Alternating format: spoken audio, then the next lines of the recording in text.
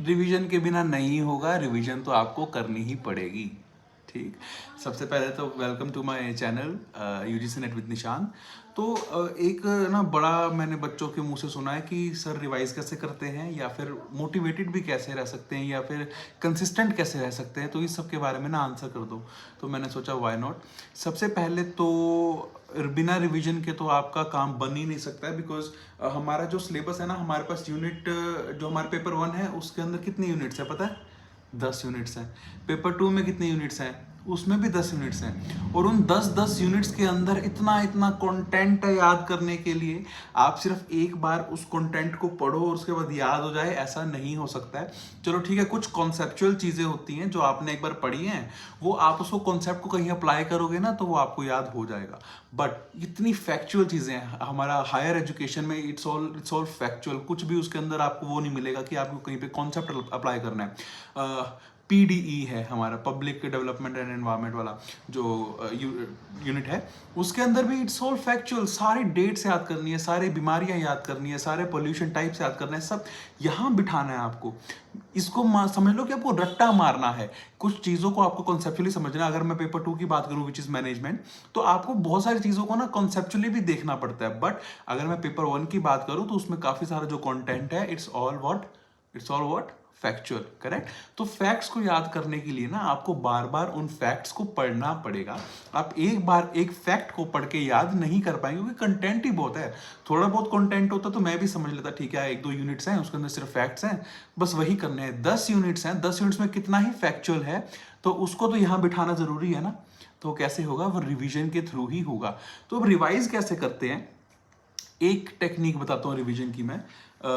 ऐसा करना कि एक टॉपिक उठाना, उस टॉपिक को पढ़ना बैठ के, जितना अच्छे से आप पढ़ सकते हो पढ़ो। अब लर्निंग के भी अलग अलग तरीके हैं, हमने पेपर 1 में इसके बारे में जरूर पढ़ा है कि अब लर्निंग भी अलग अलग तरीके से करते हैं। कई लोग जो है वो सिर्फ वीडियो देखकर सीख जाते हैं, कई लोग लिख कर सीखते हैं, कई लोग सुनकर सीखते हैं। ठीक है, कोई मतलब विजुअली सीखता है, अलग अलग तरीकों से कोई ना कोई हमारा लर्निंग का तरीका रहता है, सब सेम तरीके से नहीं सीखते हैं।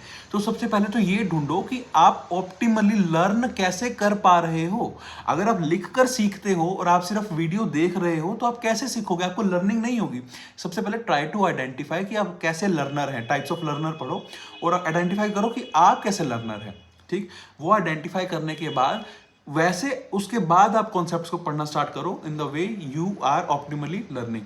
ठीक, उसके बाद मान लो कि आपने कॉन्सेप्ट को लर्न कर लिया। उसको लर्न करने के बाद फिर क्या करना है, एक पेन पेपर लो और लिखो उसके बारे में कि आपको कितना याद हो पाया है। अगर आपको लगता है कि लिखने के बाद ना अपने रिटन कंटेंट को चेक करना और फिर देखना कि हाँ, कि अब मैं इसे सेटिस्फाइड हूँ, मैंने बिल्कुल सही लिखा है, तो इट्स डन। आपके नोट्स भी बन गए साथ के साथ। बट अगर आपको लगता है सेटिस्फाइड नहीं हो तो go through that material again. ठीक, और फिर जब आपका पूरा दिन निकल जाए, मान लो कि आपने पूरे दिन में 4 से 5 यूनिट्स के अलग अलग टॉपिक्स पढ़े हैं, पूरा दिन निकल गया। पूरा दिन निकलने के बाद इन दी एंड सोने से पहले उस जो भी आपने कंटेंट को राइट किया है, go through that content again. ठीक है, अपने ब्रेन को बार बार स्टिमुलस दो, अपने ब्रेन को बार बार दिखाओ कि आपको इस चीज को याद करना है। एक बार पढ़ने से कंटेंट याद नहीं होता है। ठीक है, फिर उसको स्टिमुलस देने के बाद अपने ब्रेन को मजबूर करो कि इसको याद रखो। ठीक, ताकि अगर आप उस क्वेश्चन को कहीं पढ़ें भी ना तो आपके दिमाग में एकदम से क्लिक हो, अरे तो मैंने पढ़ा था, ये इसका आंसर है, तो इसको ऐसे याद करना है। अब मान लो ऐसे आपने पूरा दिन पूरा हफ्ता किया है, मान लो Monday Tuesday Wednesday Thursday Friday Saturday तक आपने इस कंटेंट को, इस फॉर्मूला का यूज किया है। और फिर सैटरडे आपको क्या करना, संडे आपको क्या करना है, संडे बैठकर आपको सारे के सारे मॉक्स को लगाना है। आपने जितना कंटेंट इकट्ठा किया है उसको एक बार फिर से पढ़ लो। फिर उसके बाद आपको क्या करना है, आपको मॉक्स लगाने हैं, आपको PYQ सोल्व करने हैं और 2 टॉपिक्स। क्योंकि अब आपने उसको देख तो लिया, आपने दिमाग बिठा तो लिया, बट उसको अप्लाई भी तो करना जरूरी है ना। अप्लाई करोगे तभी आप, जब मेन एग्जाम चल रहा होगा आपका ब्रेन तभी काम करेगा। तो संडे को आपको इस सारी नॉलेज को अप्लाई करना है। उस दिन प्लीज संडे को कुछ भी मत पढ़ना। संडे को सिर्फ अपने जो रिवीजन नोट्स है एक बार उनको गो थ्रू करना और फिर उसके बाद उसके बारे में उसके PYQ जो मॉक्स लगाना, एंड दैट्स इट। संडे को थोड़ा चिल करना भी जरूरी है अगर आपको सच में कंसिस्टेंट या मोटिवेटेड रहना है, क्योंकि ह्यूमन रिसोर्सेज में हम पढ़ते हैं there is a term called burnout. अगर आपका बर्नआउट हो गया ना तो आप फिर अगले आने वाले हफ्ते में तो आप पढ़ लिया, आपसे हो लिया, नहीं होगा। रेस्ट लेना जरूरी है, क्योंकि ब्रेन जो है ना ये भी एक मसल है। मसल कब ग्रो करता है? जब आपको उसको थोड़ा सा रेस्ट देते हो। बिना रेस्ट के वो ग्रो नहीं करेगा, वो थक जाएगा, वो बर्न आउट हो जाएगा, वो आपको कह देगा मेरे से नहीं हो रहा है। मत होने देना, ठीक है। Meditation and walks most important. Mental health का ध्यान भी रखना है। जेआरएफ जरूरी है मुझे पता है, बट मेंटल हेल्थ उससे भी ज्यादा जरूरी है। अगर दिमाग ही नहीं काम करेगा तो जेआरएफ तुम पीएचडी कैसे करोगे? जेआरएफ का क्या करोगे? क्या जेआरएफ का नहीं काम आएगा, ठीक। तो आपको वॉक्स करनी है, आपको मेडिटेट करना है, ताकि आपका दिमाग सही काम करता रहे। तो रिवीजन का स्ट्रेटजी समझ आए क्या क्या क्या कह रहा हूं मैं? रोज नोट्स बनाना, रात को रिवाइज करना, और जब आपने पूरे हफ्ते के नोट्स बना लिए, फिर संडे को उन पूरे नोट्स को एक बार देखना, उनके पीवाईक्यूज लगाना, उनके मॉक्स लगाना, देखना कि आप अप्लाई कर पाए हो नहीं कर पाए हो, उसको थोड़ा सा एनालाइज करना, और फिर शांत उस दिन रेस्ट करना, ठीक। एक आई गेस मैं उसके बारे में पढ़ा था, एक पोमोडोरो टेक्निक होती है। अब पोमोडोरो टेक्निक क्या है कि मान लो लगातार 2-3 घंटे पढ़ना भी बेवकूफ़ी है। मैंने वो किया था, मुझे पता है मेरा क्या हाल हुआ था। 2-3-4-5 घंटे भी लगातार मैं बुक्स में ही हूँ, and that is not good for your health, ठीक। तो आपको क्या करना है? आपको पोमोडोरो टेक्निक यूज करनी है। अब इसमें क्या है कि आप 4 अलग अलग सेक्शन ले रहे हो, 25-25 मिनट के 4 सेक्शन लो, उसमें पढ़ना है। मान लो कि आपने ये टाइमर लगा लिया, आप पहले 25 मिनट्स के लिए पढ़ोगे। 25 मिनट्स के लिए पढ़ने के बाद फिर उसके बाद आप 5 मिनट का रेस्ट लोगे। उस 5 मिनट में do nothing, just give your brain some time to relax, ठीक।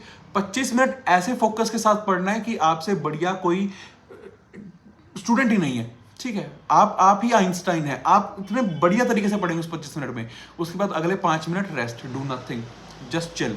फिर उसके बाद फिर से 25 मिनट ऐसे, फिर 5 मिनट रेस्ट, फिर 25 मिनट ऐसे, फिर 5 मिनट रेस्ट, फिर 25 मिनट ऐसे, फिर 5 मिनट रेस्ट। ऐसे 4 सर्कल लगाने हैं।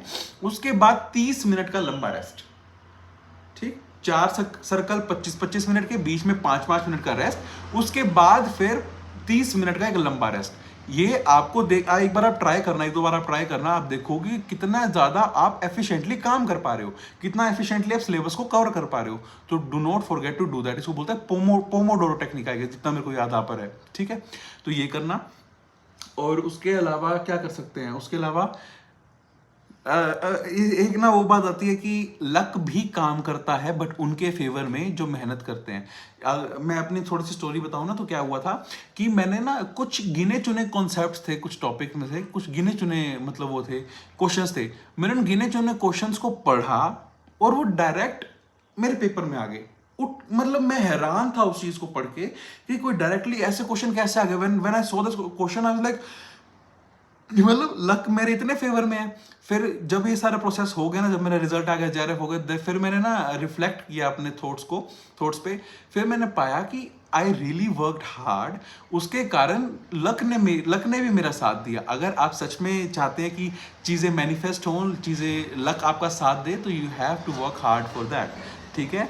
तो अगर मैं फिर से एक पूरी वीडियो को समराइज करूं, तो जितना आप रोज एक नोट्स बनाएं, रात को सोने से पहले पढ़ें, फिर ऐसा पूरा हफ्ता करना है अलग अलग टॉपिक्स को लेके। संडे को उन टॉपिक्स को फिर से एक बार गो थ्रू करना है, फिर पीवाईक्यूज लगाने, मॉक्स लगाने, एंड उसके बाद रेस्ट करना है। टेक्निक आप यूज कर सकते हैं, कौन सी? पोमोडोरो टेक्निक, ठीक है। 25 मिनट 4, देन 30 मिनट का लंबा रेस्ट। और उसके बाद प्लीज एक ना खुद से कभी नेगेटिव मत बोलना कि मैं नहीं कर पाऊंगा। नहीं, अगर बोल दिया तो नहीं कर पाओगे, because universe is listening, universe is always there for you. वो तभी आपको मैनिफेस्ट होगी, वही आपका लक तभी काम करेगा जब आप सच में मेहनत करेंगे। तो मेहनत करो, मेहनत करनी नहीं रोकनी है, और बढ़िया रीड करो। और मैं चाहता हूँ कि सबका जेआरएफ हो जाए, सब ऐसे मोटा पैसा कमाए।